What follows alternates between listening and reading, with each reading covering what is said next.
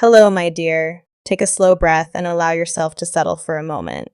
Because if you have been feeling that something has changed, if the silence between you and this person has felt unusually heavy, if a part of you has quietly wondered whether they still think about you, whether they regret what happened, or whether they will ever have the courage to tell you what was really going on inside their heart, then listen carefully. This reading is about a truth that has been buried beneath silence, not a simple I miss you, not a casual. How have you been? Something deeper. Something they have struggled to admit even to themselves. Because sometimes a person does not walk away because they stopped caring.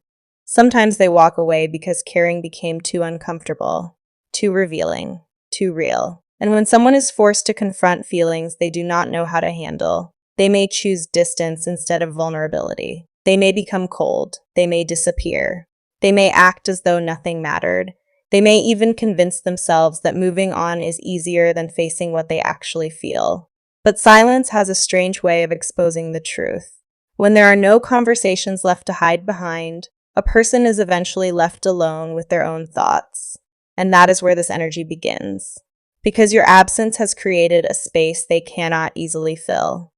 For a while, they may have believed that you would eventually come back. Maybe they assumed you would send the first message.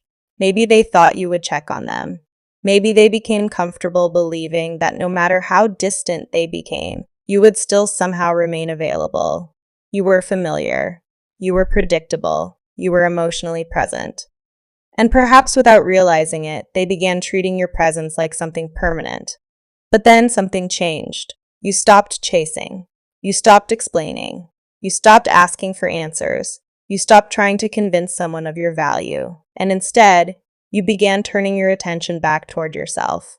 That change may have looked small from the outside, but emotionally, it was enormous. Because when someone becomes accustomed to receiving your attention, your silence can suddenly become very loud. And that is what they are beginning to experience. They are realizing that your absence is not temporary discomfort. It represents the possibility that they may actually lose access to you. Not because you are trying to punish them. Not because you are playing games. But because you finally understood something important. You cannot keep standing at a door that someone refuses to open. You cannot keep carrying an entire relationship by yourself. And you cannot keep proving that you care to someone who continually makes you question whether they care at all. So you stepped back. And that boundary changed the dynamic. For perhaps the first time, they are being forced to experience the consequences of their own choices. They can no longer rely on your constant availability. They cannot assume you will always be there waiting.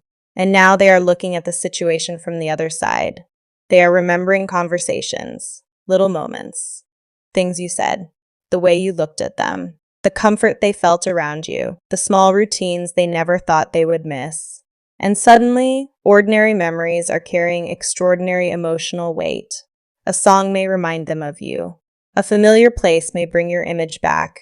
A random phrase may make them remember something you once said. They may encounter someone who has a quality you possessed, and for a moment, they realize the difference. And that is when comparison begins. Not necessarily because they are constantly comparing every person to you, consciously. But because once someone experiences a particular emotional connection, replacing the person does not automatically replace the feeling. They may have tried distraction. They may have immersed themselves in work. They may have spent time with friends.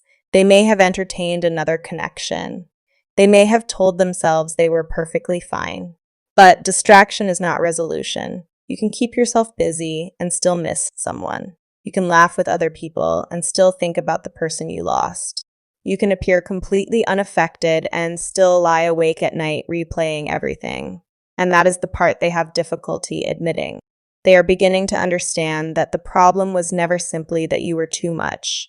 You were not too emotional. You were not too caring.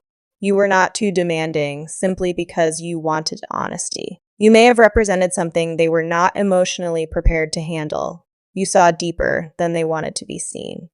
And being truly seen can be frightening because when someone sees beyond the surface, they also see the insecurity underneath. They see the fear. They see the contradictions. They see the wounds that a person has carefully hidden.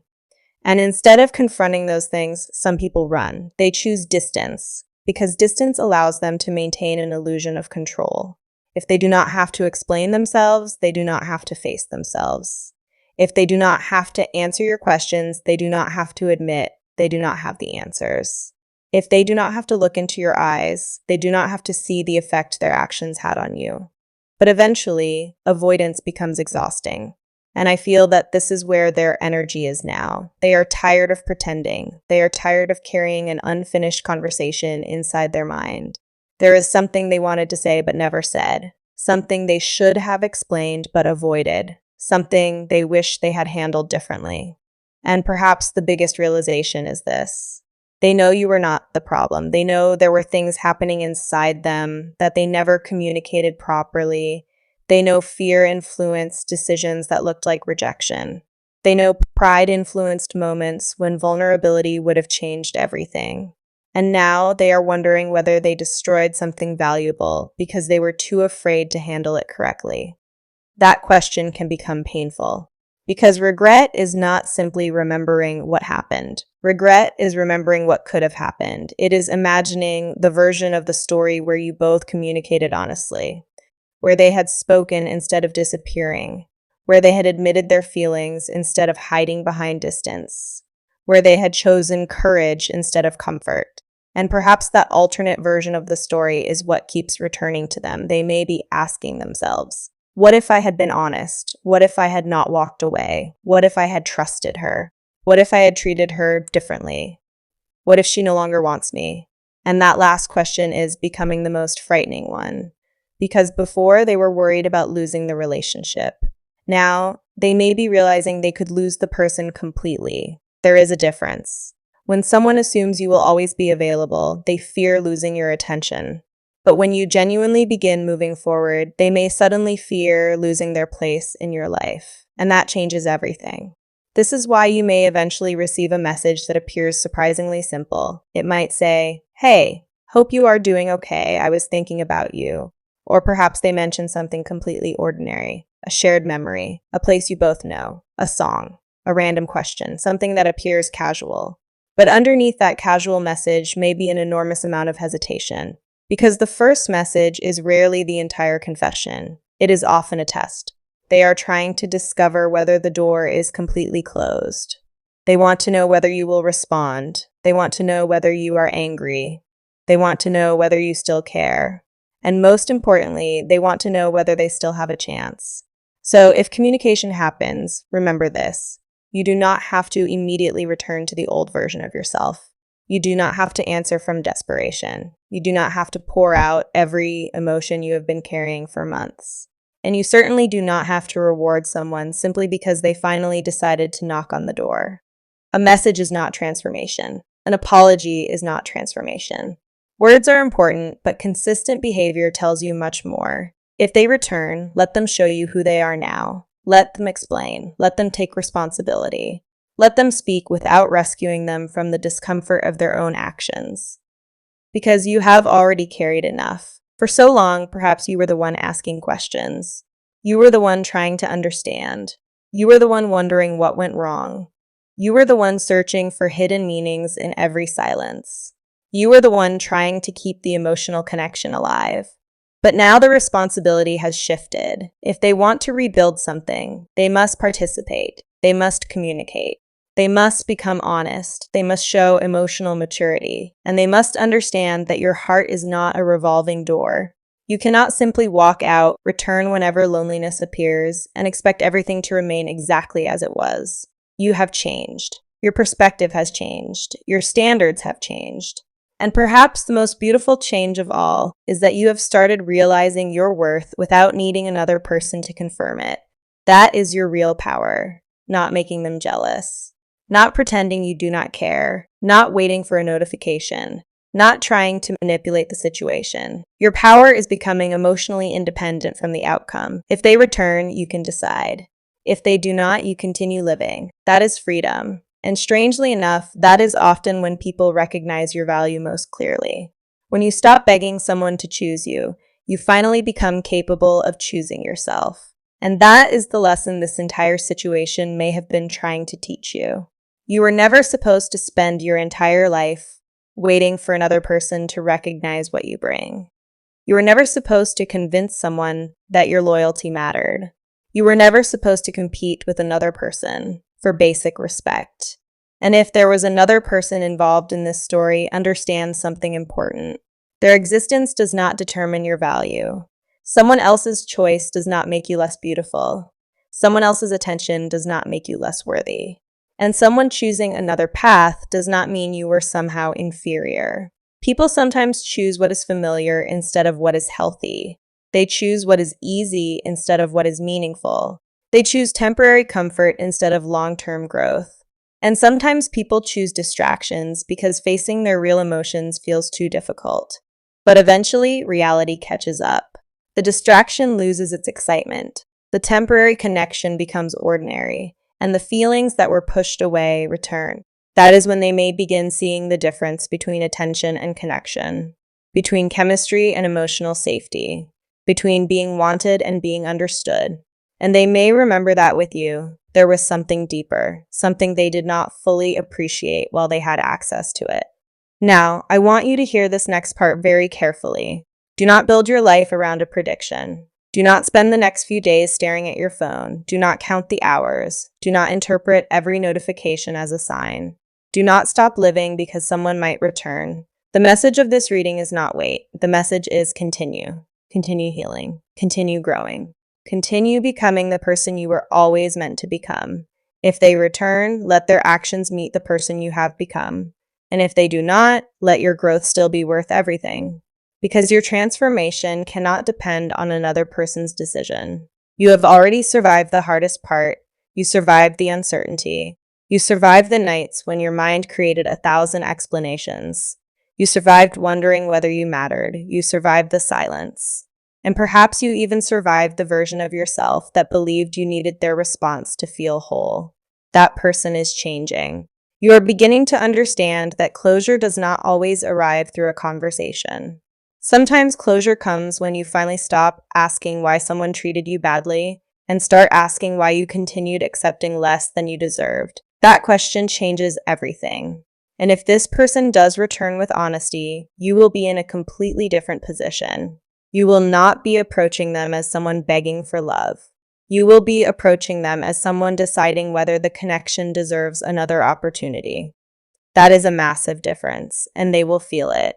They may notice that your energy is calmer, that you are not reacting the way you used to, that you are not rushing to reassure them, that you are listening instead of chasing. And suddenly, they may understand that the person they once took for granted is no longer standing in the same place. You have moved. Emotionally, mentally, spiritually. Perhaps that is why the truth is finally becoming possible, because truth requires courage. And sometimes people only find courage when they realize silence is costing them more than honesty would. So if they come forward, listen carefully. Not only to what they say, listen to what they take responsibility for. Do they acknowledge the pain they caused? Do they explain without making excuses? Do they recognize their own patterns? Do they respect your boundaries? Do their actions match their promises? These are the questions that matter, because anyone can say, I miss you.